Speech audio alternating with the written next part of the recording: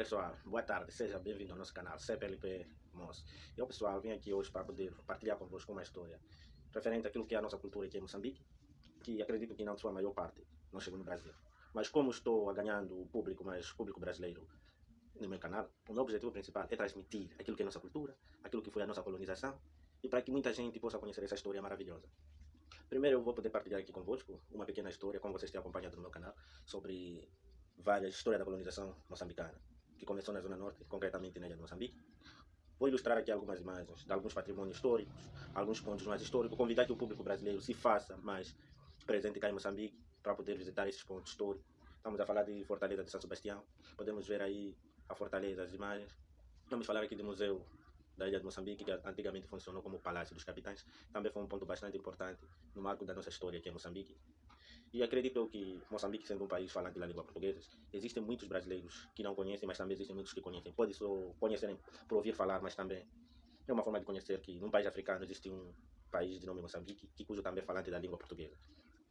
E eu vou poder partilhar aqui convosco também alguns pontos históricos, algumas ruínas que foram deixadas, algumas ruínas que com o tempo estão a ficar cada vez mais ruínas. Obviamente que era uma cidade bela, limpa, mas para manter aquilo que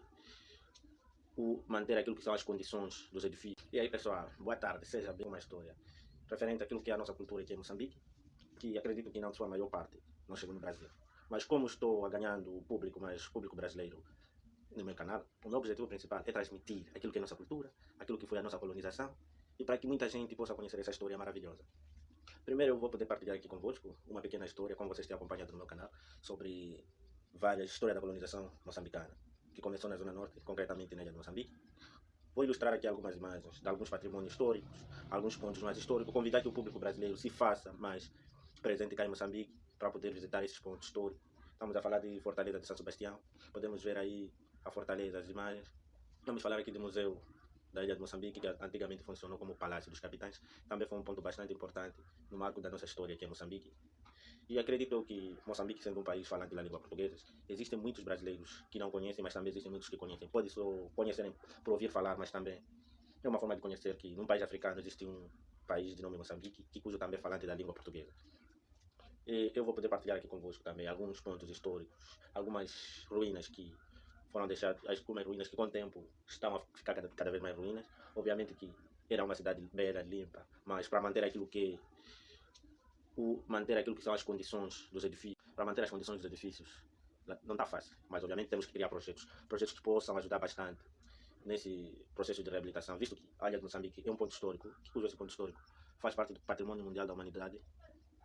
Isso a informação já vai tempo, foi uma informação já partilhada, visto que a Unesco é quem toma conta, algumas reabilitações que estão a ocorrer. Eu brevemente vou fazer uma viagem para a Ilha de Moçambique, para poder partilhar aqui convosco uns vídeos que evidenciam de forma mais clara como é que a cidade está atualmente.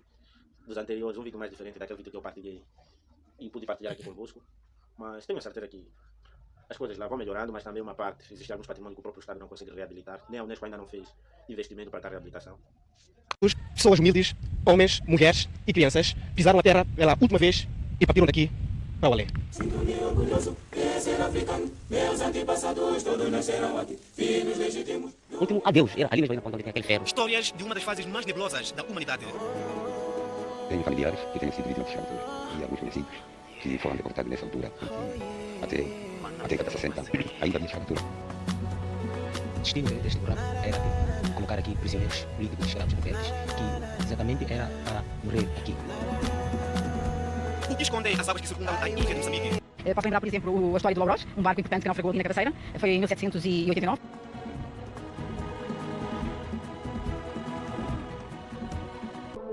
Ilha de Moçambique. Uma superfície de terra que carrega uma história secular quando se fala de comércio internacional. Com a necessidade de expandir a religião islâmica, a desertificação da parte da Arábia, a procura de mercados seguros, dadas suas tradições comerciais, foi, entre outras razões, que levaram a que os árabes deixassem a sua terra natal, na região do Golfo Pérsico, e se fixassem na costa oriental africana, a partir do século VII, mais concretamente nos anos 800 da nossa era. Esta penetração fez-se sentir quase em toda a costa oriental de África, desde Mogadíscio, na Somália, até Sofala, em Moçambique. Que nós vemos nas paredes. O arqueólogo Ricardo Teixeira Duarte ajuda-nos a compreender essa fase, fruto das pesquisas que tem realizado aqui na ilha de Moçambique há anos. Isto aqui, antigamente, no tempo do século I, II, III, X, no século IX, no século X já havia grande comércio de escravos aqui, os portugueses chegaram no século XVI, né? Então esta zona era chamada Zange. Havia a zona do Zange e depois havia a zona de Sofala, que eram as regiões. Esta região do Zange e Sofala era uma região onde saíam muitos escravos, mesmo antes ainda da chegada dos europeus. Escravos para a China, para a Índia, para a Arábia. Os mercadores asiáticos traziam consigo miçangas, porcelanas, tecidos, vidros, banana, perfumes e em troca recebiam ouro, marfim e escravos em menor escala. A escravatura é a prática social em que um ser humano assume direitos de propriedade sobre o outro, designado por escravo, imposta por meio da força. Não podemos dizer que fosse um determinado povo, porque todo estava envolvido no comércio de escravos.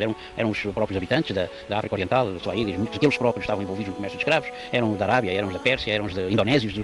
Os indonésios, por exemplo, povoaram a ilha de Madagascar, que ainda hoje são descendentes da Indonésia, das Filipinas, e que povoaram Madagascar e que envolviam-se intensamente no tráfico de escravos. Portanto, não podemos atribuir o tráfico de escravos a um povo, não é? Porque eram muitos povos envolvidos e nós não podemos dizer ainda que não houve povos que não foram escravizados. Até em próprio Portugal houve escravatura, porque iam a capturar escravos nas aldeias portuguesas a partir do norte da África. E muitos foram. Eu, por acaso, e foi levado para a Argélia e ali ficou como escravo. E eu tenho esses documentos que foram no século, portanto, princípio do século XIX.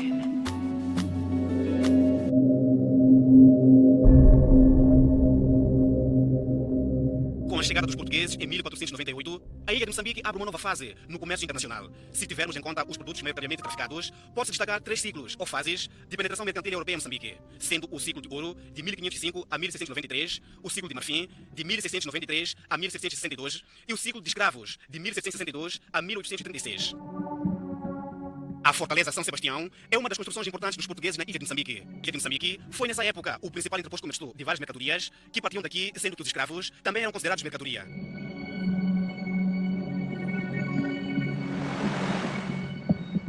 O fenômeno social, que foi uma das fatalidades no mundo e no continente africano em particular, deixou vestígios até hoje na ilha de Moçambique.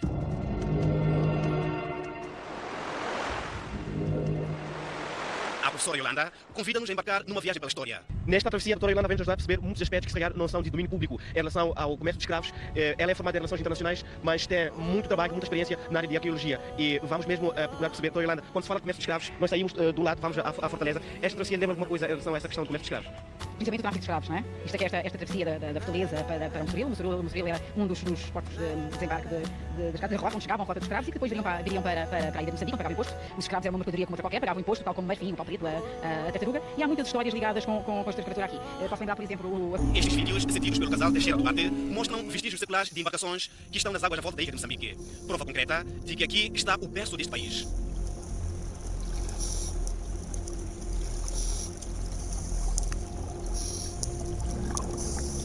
Para além de mergulhos para pesquisa subaquática, o professor Ricardo e a esposa treinam estudantes de arqueologia em mergulhos para estudo do passado. A nossa viagem continua. Desta vez, partindo da ilha de Moçambique para Mossoril, um distrito que fica a 30 minutos de travessia de barco motor. A água cristalina da Baía de Mossoril é tranquila, mas não nos esqueçamos que aqui até grandes embarcações dos mercadores europeus naufragaram. Por isso, fazer-se a este mar exige proteção do Criador. Entre o roncar do motor e o som das ondas, um cenário cruza a nossa lente.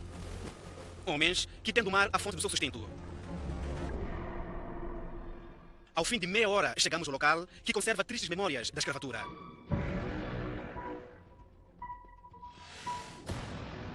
É aqui onde eram encarcerados os escravos recrutados no interior em vários pontos. Cafres naquela altura, os colonos eles atribuíam esse nome de cafres.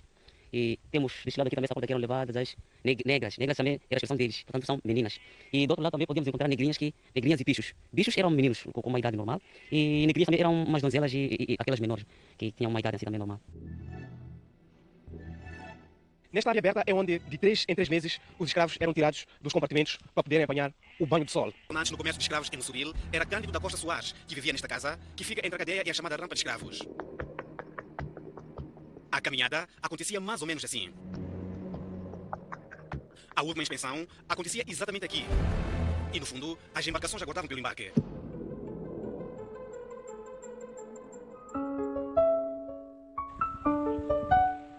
De pés descalços, pessoas humildes, homens, mulheres e crianças pisaram até... Último adeus, era ali mesmo na ponta onde tem aquele ferro. Os escravos que saíam de Moçambique iam essencialmente às plantações do Brasil, Guiné-Bissau, São Tomé, Madagascar e inclusivamente para os países do Golfo Pérsico e da Ásia. Esta reportagem da BBC de maio de 2007 fala das marcas genéticas deixadas pelos escravos moçambicanos no Brasil e do fraco legado cultural e histórico naquele país latino-americano. A mesma cita um estudo do geneticista Sérgio Pena, da Universidade Federal de Minas Gerais, que analisou o DNA de um grupo de 120 negros de São Paulo. Segundo a reportagem, que cita o estudo, 12,3% dos indivíduos analisados tinham uma ancestral materna da região onde hoje fica Moçambique, um percentual maior do que o esperado. O Carnaval, por exemplo, é comemorado em Moçambique exatamente nas regiões que mais exportaram escravos para o Brasil, como o Porto de Quilimane. Aí temos também a cultura de batata doce, trazida pelos traficantes de escravos que vinham do Brasil. Disse a historiadora moçambicana Benigna Zimba, entrevistada na altura pela BBC. De volta à Fortaleza São Sebastião, na ilha de Moçambique, o cenário do passado sombrio ainda está presente. Também os escravos rebeldes, deixados aqui nestas condições. É praticamente um descampado. Exatamente era para morrer aqui, com todo o sofrimento, por isso que não tem essa cobertura. E se ele sobrevivesse, é que era retirado daqui para o campo de fuzilamento. Mas ressaltar aqui um ponto que o campo de fuzilamento só chegava depois de ter passado pela capela, que é a capela da Nossa Senhora de Baluarte, onde o padre pregava, que tipo, ele entregava a alma a Deus, que não tinha culpa da sua morte, e depois mandava o campo de fuzilamento. O campo de fuzilamento está bem ao lado da fortaleza. Não Reis e provavelmente terá dado, sim, era o sucro, precisamente teria sido. A esposa, Sarima, foi de Barca pelo Suez, falar com a rainha Dona Amélia, a pedir o indulto do seu marido, e isso, com o indulto da rainha Dona. Com a abolição da escravatura no século XIX, a longa noite de dominação passou e a ilha acordou para novos ventos.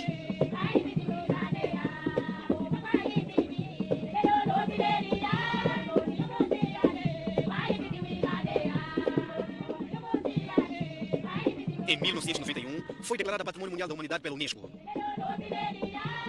O drama do passado foi substituído pelo movimento de turistas, atraídos pela alegria de um povo outrora oprimido. E a ilha de Moçambique consta atualmente dos destinos turísticos de eleição. Esta fortaleza foi construída pelo governo português com o objetivo de servir como uma base militar na época, para os invasores não poderem invadir esta ilha de Moçambique. Os invasores não poderem invadir a ilha. Como podem ver, uma estrutura muito enorme, muito grande. Eu estou aqui na Fortaleza de São Sebastião, aqui com um guia, para apresentar como é que a fortaleza na época funcionava de forma mais resumida, como é que as coisas aqui aconteciam. Estamos a ver essas paredes enormes da fortaleza, temos a parte da entrada ali da própria fortaleza.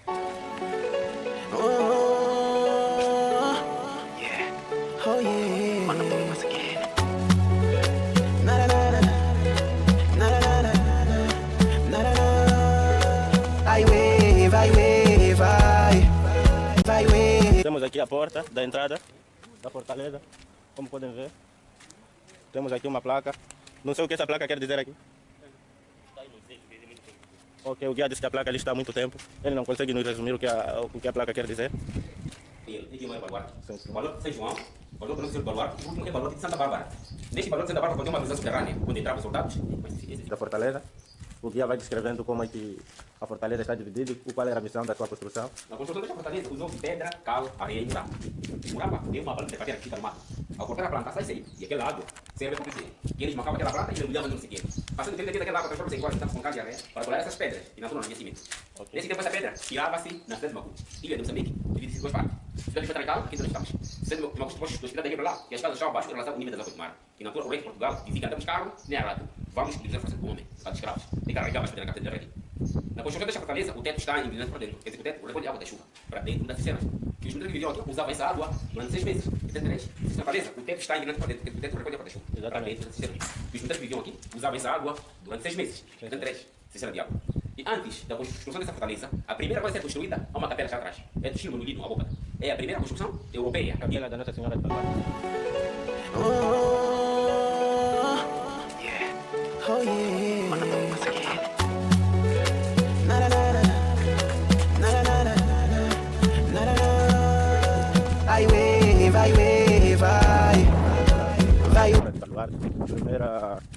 Primeiro edifício, ou seja, a primeira alvenaria feita aqui na ilha de Moçambique, e que brevemente vai sofrer algumas reabilitações de cooperação entre o governo português, moçambicano e a Motendir. Estamos na capela da Nossa Senhora de Baluarte. Estamos nas esferas, a Aguilar e o Brasão Português. Aqui embaixo, este é um que está aqui. O conselheiro de José Rodrigues de Escudo do Amaral foi ministro, secretário, ministro honorário, general de brigada, governador de diversas ordens, foi governador-geral desta província de Moçambique. Nasceu a 15 de maio de 1808 e faleceu a 14 de dezembro de 1863. Na Carabela. 2, 3, 4, 5, aqui está. Aqui descansa. A Vicente de Lacerda faleceu a 31 de agosto de 1868. Este faleceu, escreveu com 2 L e O. Okay. É um colega português antigo. Porque na literatura portuguesa fala-se do colega português. Porque sofreu de uma evolução. Ele escreveu com ele e O. Ele escreveu com 2 L e O. Poder visitar. Acredito que aqui dentro... 1, 2, 3, 4, 5, 6, 7. Esses túmulos até hoje continuam aqui na capela. Não foram removidos não para Portugal. Temos a teoria a obra da construção. E este lugar dessa mata foi inherente do nome dele. Isto chama-se a praia.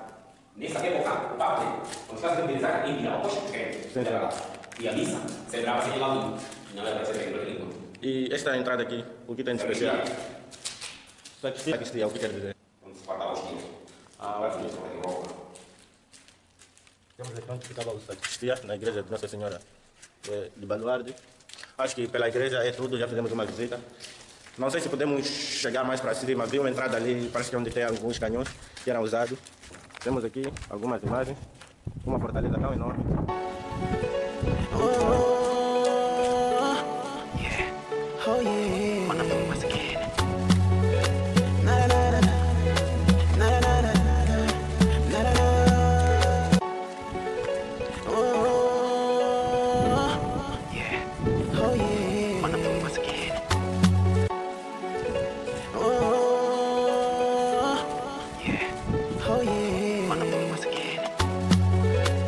O Arco de Santa Bárbara, esta coisa aqui é prisão subterrânea. É aqui onde entravam soldados, políticos de guerra e escravos rebeldes, que o destino era para morrer. Se não morre na cadeia, durante 6 meses sem ver o sol, a pessoa era para a capela para rezar para fuzilados. Se tinha teto, desabou teto. Sim, sim. Quando desabou teto as pessoas, quando faziam de pé.